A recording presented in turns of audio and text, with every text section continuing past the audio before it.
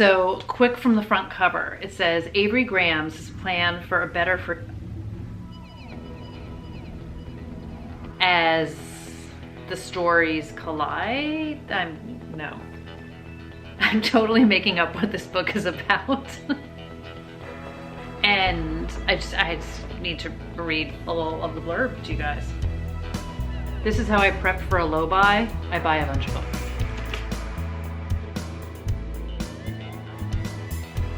Hi everybody, what's up? It's Audrey and welcome back to Chapter and Converse. If you are new here, welcome to the channel. Thank you for finding me, clicking on the video, tuning in, doing whatever you did that led you to my front door. We are going to talk about some new releases coming out September, October. It is basically a laundry list of authors that I love.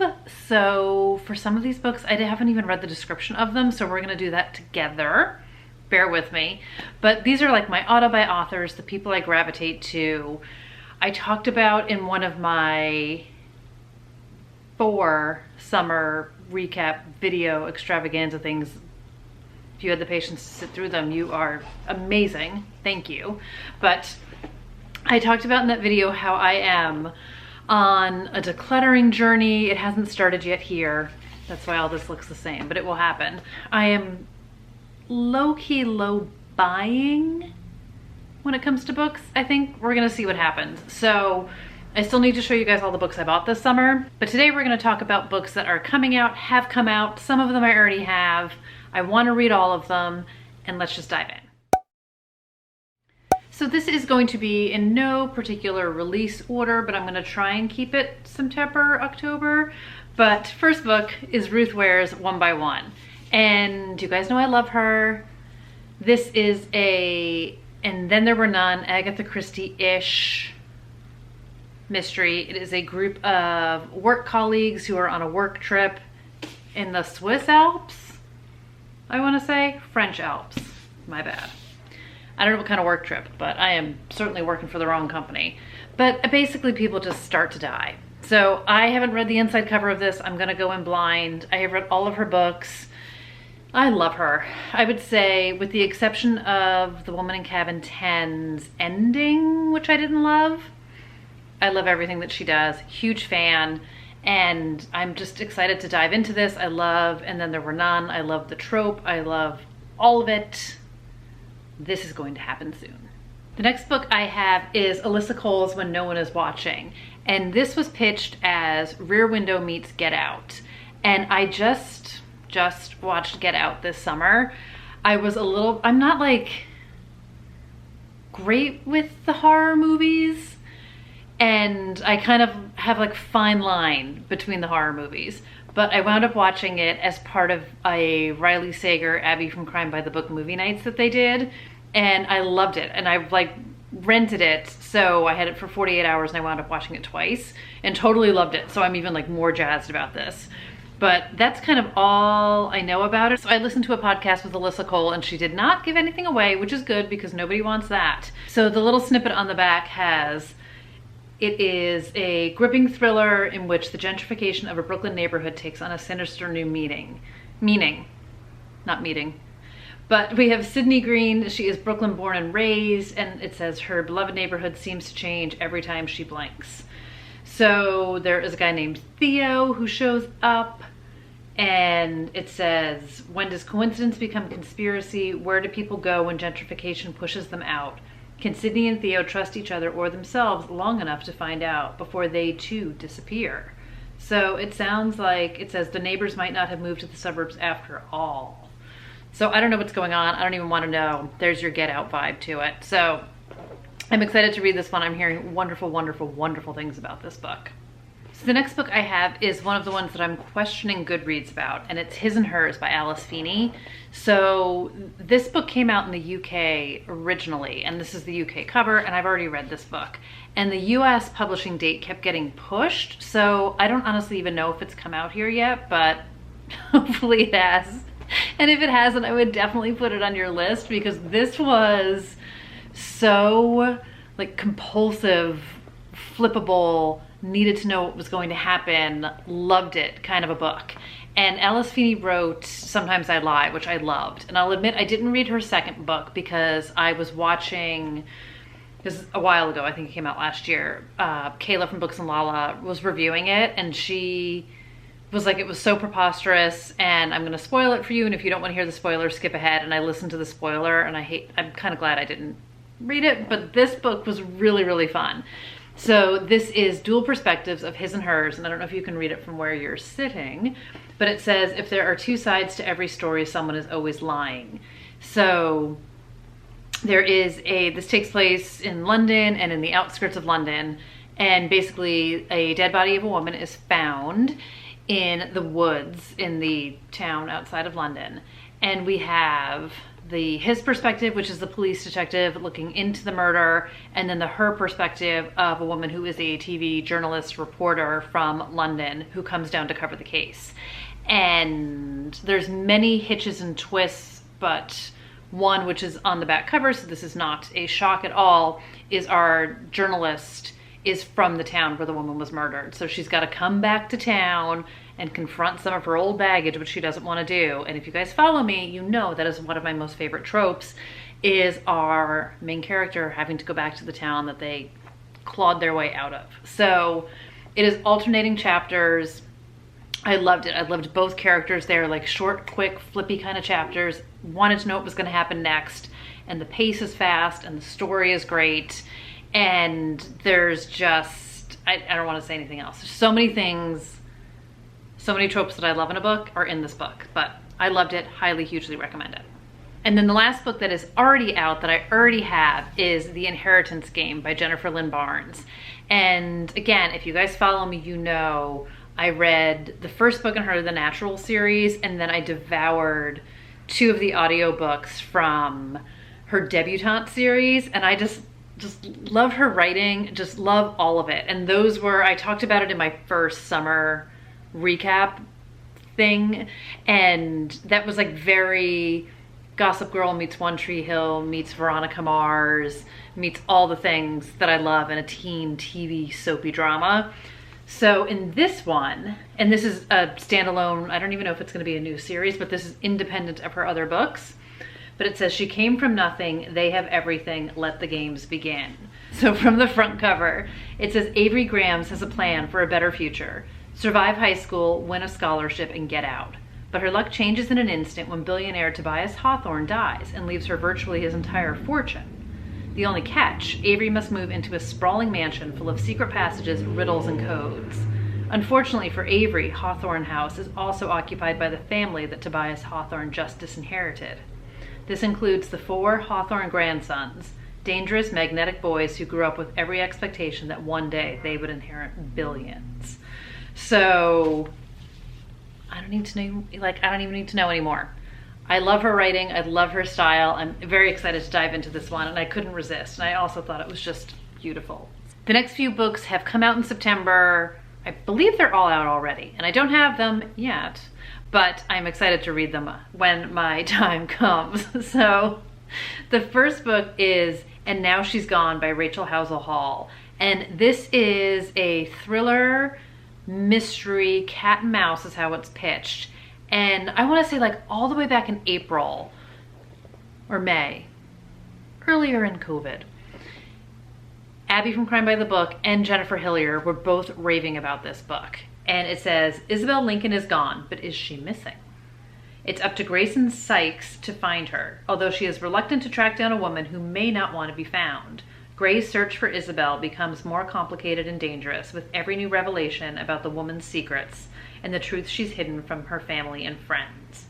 Featuring 2 complicated women in a dangerous cat and mouse game, And Now She's Gone explores the nature of secrets and how violence and fear can lead you to abandon everything in order to survive. So Rachel Hasselhall has, I want to say it's a series with a police detective in LA, which I haven't read yet. It's supposed to be rather dark and gritty, which I love. But she has been one of the authors that I've seen on a Thriller Fest panel.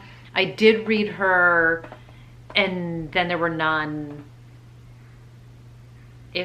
book with a bunch of strangers on an island. It was not my most favorite book, but I've heard great things about her other books. I fall for a writer and it makes me want to read their stuff even more. So I'm super intrigued by her, but as a writer, and again, I've heard so many great things about this book.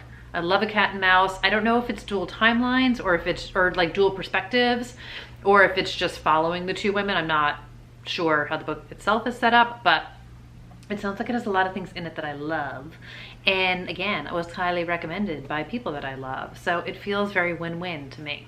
The next book is Anxious People by Frederick Bachmann. And I didn't read anything about this book until today because it's Frederick Bachmann and that's kind of all I needed to know. Beartown, you guys know. But if you need a little bit more than that to go on, this is kind of like a crime-ish book, which I didn't even know, and locked room mystery. So it says it's a poignant comedy about a crime that never took place, a would-be bank robber who disappears into thin air, and 8 extremely anxious strangers who find they have more in common than they ever imagined. Viewing an apartment normally doesn't turn into a life or death situation, but this particular open house becomes just that when a failed bank robber bursts in and takes everyone in the apartment hostage. As the pressure mounts, the 8 strangers slowly begin to open up and reveal long-hidden truths. As police surround the premises and television channels broadcast the hostage situation live, dang, the tension mounts and even deeper secrets are slowly revealed. Before long, the robber must decide which is the more terrifying prospect, going out to face the police or staying in an apartment with this group of impossible people. So one of the reviews I read was like, you'll laugh, you'll cry, better than cats. So I'm very excited for it. And again, I just feel like he can do no wrong, and I still have so many of his books that I need to read, A Man Called Uwe, but I'm very excited for this book and hearing great reviews from fellow booktubers about it already. The next book is Dear Justice by Nick Stone, and I read Dear Martin earlier this summer, like it's September, it's not summer. I talked about it in my summer recap, and this book is about a teenage boy in Atlanta. He's a senior in high school, and after getting racially profiled and nearly arrested one night for literally just the color of his skin and not doing anything wrong, he kind of goes into a little bit of a downward spiral and starts to question everything and just doesn't understand sort of how he's supposed to live in this world. And he turns to Dr. Martin Luther King for guidance. And it is set in present day, but he winds up writing letters to Dr. King, which is why it's called Dear Martin, as he tries to navigate, like I said, his place in the world, sort of how to proceed. And it's a very like, what would Martin Luther King do? So in the sequel, we have somebody who is struggling, and I don't want to talk about any of the characters because I don't want to give anything away, and they in turn write letters to justice as they are navigating their own challenges and their own troubles. So it sounds like this is a bit of a commentary on the prison system. I'm tongue-tied today. And again, I don't want to say much more because I don't want to give anything away, but I'm super curious. And Dear Martin was a bit in letters, but it's also a lot of just story itself. So it's, the entire book isn't written in letters is basically what I'm trying to say. But there are the letters that Justice wrote interwoven with the story. And I suspect this book will be the same thing, but I really enjoyed it. I listened to the audiobook, which was very spot on, and I just highly recommend it. But obviously you need to read Dear Martin first. So if you haven't done that yet, do that and then pick up Dear Justice. And if you have, yay, there's a sequel coming out now. I think it's already out even, but it's coming out this month if it's not out already, depending on when I post this video. The next book is Don't Look For Me by Wendy Walker, and I talked about her in my Buzzwordathon TBR because she has 2 books with the word night in it, which I haven't read yet. But I am a fan of hers, even though I didn't wholly love her first book. I struggled with it a little bit.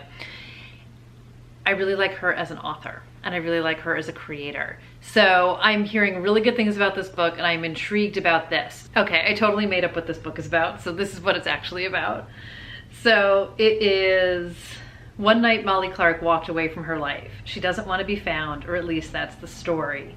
The car abandoned miles from home, the note found at a nearby hotel, the shattered family that couldn't be put back together. They called it a walkaway. It happens all the time. Women disappear, desperate to leave their lives behind and start over. But is that really what happened to Molly Clark? And we find out I want to say on the back of the book cover, but at the very least it was in a podcast that I listened to with Wendy Walker, is that her daughter doesn't believe that her mom just walked out on them, and she starts to investigate what happened the day her mom disappeared, and it's thrillery. So things get a little sinister and things get thrillery, but hearing great things about it. So if you're looking for a dual POV mom, suburban Connecticut, frustrated with her life, maybe walked out on it, maybe found herself in some trouble, this is probably the book for you. The next book is one I didn't even know was coming out. I didn't even know it existed in the universe. And it is A Time for Mercy by John Grisham. And this is a Jake Brigance book, number 3 in the series of Jake Brigance of A Time to Kill. And I didn't even know that Grisham was doing this, but more power to him. Now, book number 2 is Sycamore Row, which I have way up high. Never read it, but I'm not unhauling it because I want to read it. But I want to reread A Time to Kill first, and I've said this many times on this channel, so you guys are probably over it and like, read it or move on, lady. But I'm excited for this. I love Jake as a character. I will say there is a sentimental part of me that loves him because Matthew McConaughey played him in the movie. And I will always picture Matthew McConaughey as him. And these are not, as far as I know, written in the past. So Time to Kill came out early 90s, I want to say. And then Sycamore Row came out 2012, 2013-ish, I want to say. But it aged, my understanding is Jake aged with it. I don't know if he ages, if it's 2020 with Jake in this book, but basically he winds up doing another case in Mississippi.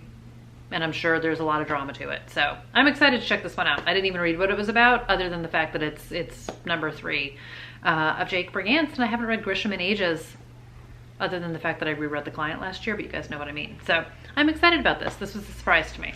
Another book that I am low-key watching, because I'm curious about it, is In the Study with the Wrench by Diana Peterfund. And she wrote In the Hall with a Knife. And yes, these sound like they're clue books because they are clue books. But it is like a little bit of a modern spin. Book number 1 was a bunch of high school students at a boarding school in deep, deep Maine that wind up getting snowed in, and the headmaster gets murdered, and they need to figure out locked room mystery style whodunit. It was a lot of winks and nods, obviously, to Clue because it's a Clue mystery. There is a trope in this that I hate, which I'm not going to tell you what it is because it will spoil it for you, but it was like a light, fun mystery. So if you're a Clue fan, it's just good fun. It was not earth-shattering in any way, but it's like the sprinkles on the sundae kind of light funness. I would say if you're a Clue fan, it might be fun for you. Check out the first book. I'm just interested to see where this goes. Book number 1 had a definitive ending to it. They solved the mystery. This was always planned to be a trilogy, I believe, so the door was left open on purpose. So again, light, low-key, got my eye out for this book. The next book is The Invisible Life of Addie Laru by V.E. Schwab. And I feel like I've been listening to her talk about this book for a really long time because it is like a huge passion project of hers that she's been working on for a while. And she is definitely one of the authors that I deep dive into podcasts and her Instagram stories. And she's been doing so much content since we have been home. And this book comes out in October, and she's been talking about it a lot for lots of reasons. So I'm very curious. I'm just gonna read the Goodreads blurb on it because I won't do it any justice on my own. But it says, "A life no one will remember, a story you will never forget. France, 1714. In a moment of desperation, a young woman makes a Faustian bargain to live forever and is cursed to be forgotten by everyone she meets. Thus begins the extraordinary life of Addie Laru, and a dazzling adventure that will play out across centuries and continents, across history and art, as a young woman learns how far she will go to leave her mark on the world. But everything changes when, after nearly 300 years, Addie stumbles across a young man in a hidden bookstore, and he remembers her name." So I have listened to V.E. Schwab talk about this book so many times, and from a writer's perspective, what a complete labor of love writing it was for her, and what a stretch it was, and all the anxiety and all the fear about not being able to do it and get it right, and what an ambitious project it was that she took on, and this concept of being immortal but never being remembered, and what if no one remembered who you were, no matter what you did or how hard you tried. And it just, the emotion that she put into it, and when she talks about it, and if you guys haven't listened to podcasts of hers, I highly I feel like I keep saying I highly hugely recommend stuff, but she is just such an inspiration, whether or not you're a writer or a creative. I just think she is such a fascinating woman, so much success, but so humble and grounded, and I desperately want to be friends with her. But I just feel like she's such a cool chick, and I just think her whole approach to writing and her love for her fans and her love for the craft and all of it is just so hugely contagious. But I'm really interested in this book. So this comes out on October 6th. I'm looking at the Goodreads right now. So this is very high on my list, and it is outside my comfort zone when we talk about hundreds of years and historical fiction and centuries worth, but there is just something about V.E. Schwab that I just can't quit her. I need to read more of her stuff, like her actual books, and not just her Instagram stuff, but I'm kind of addicted to her. So this is coming out. I'm excited about it. I am like I said, such a fan of her as a writer and as a creator, so I'm going to support her 100%, and I'm very excited to read this book that she has just put so much of herself into. The last book I have is Lisa Jewell's newest thriller called Invisible Girl, and she is an autobi author for me. I've talked about her here ad nauseum as well. I have loved her since the 90s with Ralph's Party, and I have so many of her books on my shelf that I need to read, but this sounds just like so Lisa Jewell. We've got multiple POVs. Somehow all these stories are going to tie together. She seems to do threes really well, so like 3 different stories. And it says, another taut and white-knuckled thriller following a group of people whose lives shockingly intersect when a young woman disappears. So we have Owen, and he is in his 30s, a virgin, and living in his aunt's spare bedroom, and has just been suspended from his job as a geography teacher after accusations of sexual misconduct, which he strongly denies. So across the street from him lives the Fores family, headed by Mom Kate, a physiotherapist, and Dad Ronan, a child psychologist. But the Fores have a bad feeling about their neighbor Owen. He's a bit creepy, and their teenage daughter swears he followed her home from the train station one night. And then we have Sapphire, who spent 3 years as a patient of Mr. Fores. And she is feeling abandoned when their therapy ends, so she searches for other ways to maintain her connection with him, following him in the shadows and learning more than she wanted to know about Rowan and his family. Then on Valentine's night, Sapphire disappears, and the last person to see her alive is Owen. So I am loving how this all weaves together.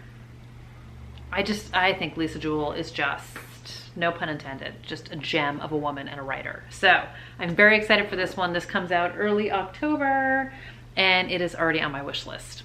Let me know if you have read any of these books, or if of the hundreds of books that are coming out that I didn't talk about, if you think there's one that I might like, so I can add it to the ever-growing TBR list. Because just like you guys, I get ideas from other people too, and my TBR list is huge because of the videos I watch and the recommendations I get, thanks in part to you guys. So thanks for watching today, and take good care, and I will see you guys soon in another video. Bye everybody.